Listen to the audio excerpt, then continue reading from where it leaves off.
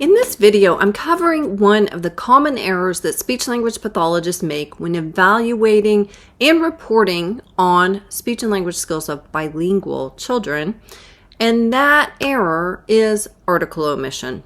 While article omission is a red flag for children with language disorder and monolingual children, it may be simple cross-linguistic influence for bilingual children. The question to ask is, do articles exist in the student's native language? If they don't, article omission suggests normal cross-linguistic influence.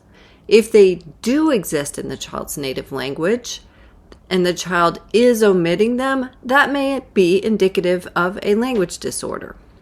Here's an example. The child you're testing says, "I want apple," instead of "I want an apple" or "I want the apple." Let's say this child is from a Spanish-speaking background. Well, an article would be required in Spanish as well. So that would be concerning if the child came from a Spanish-speaking background. But what if the child came from a different background, such as Mandarin or Japanese, Korean, or Russian?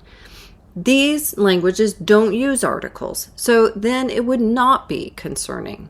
And then Vietnamese uses classifiers instead of articles, so we would be okay with our Vietnamese student not using an article. For these students, the omission of an article is simply the use of common cross-linguistic influence and is not indicative of a language disorder. Now, let's talk quickly about how we should and how we shouldn't describe this in our reports. Here is what we don't want to say. Frequent omission of articles indicates weak grammar development. Here's what we do want to say.